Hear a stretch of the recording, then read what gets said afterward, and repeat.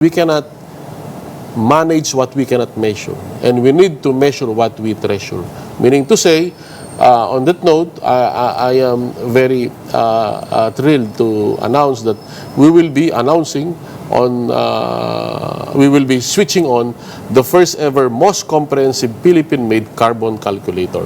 This is an initiative of a private NGO, the EcoSaver, in partnership with Climate Change Commission, wherein we adopted a fit-for-purpose carbon calculator. This is anthropogenic activity. It's not only the problem of the government, it's the problem of everybody.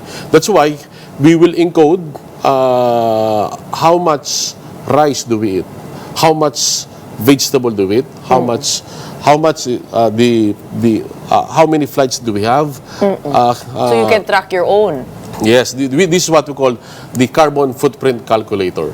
The carbon footprint calculator, we will be able to measure what we treasure, so that we can manage what we can measure, both for individual and corporate.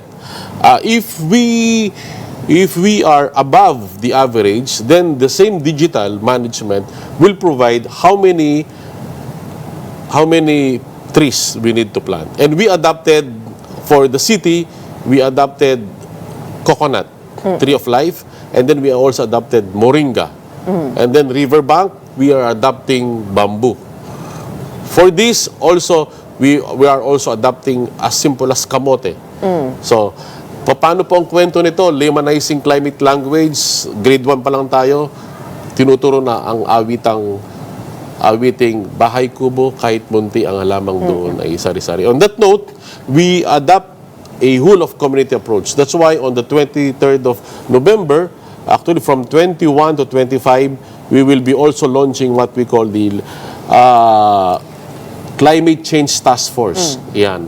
Climate Change Task Force is a whole of community approach, a whole of government approach. As we very well know, when we talk of customs, they have customs police. Yes. When we also have for the narcotics, we have now PDEA. We have a specific police force that will be implementing the laws that we have. For here, we don't have the budget. So what we did is the bayanihan type. We are now inviting volunteers. We will be training them as pollution control officer. We will be training them as climate change officer. And then we are looking forward that once we can provide the necessary framework, we're able to enhance their capacity. We are requesting Congress to provide the necessary budget for the climate change task force, in order for this task force to be the one to look into and to implement the necessary implementations on the ground. Okay. How can people access the app? Meron pong QR code? Yes, we have the earthecosaver.earth. It's live. It's free. You will be able to know your carbon footprint. Yes. Okay, as a final question, no, ang Climate Change Commission under RA 10174 actually has the People's Survival Fund, which amounts to about 1 billion pesos in funding from the GAA. Asa po napupunta ang perang ito? Ito po ay napupunta sa ating mga local government unit, directly downloaded, sa ating mga local for disaster response. For climate adaptations. Oo. Iba po ang So what program? When we say climate adaptation, in specifics, ano pong ibig sabihin nun? How does it look like? Ang kwento ho natin, in a way na maintindihan ng ating mga kababayan, parang yan ang kwento ni Palaka. Si Palaka nilagay sa balanga, unti-unti inapoyan ng balanga, hindi alam ni Palaka, tinola na si Palaka. So, people hindi alam na mainit. Okay? Hindi alam na hindi normal na nakababad sa tubig. So they need to have adaptation program for the local government unit. Ano po 'to mga adaptation program na to?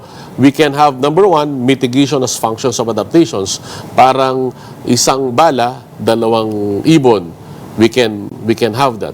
Number two, we're looking forward for what we call a total river basin development program. We're not only talking of yung gray infrastructure, we need to have the total biodiversity ecosystem of the area. Kaya meron po tayong aprubahan na program.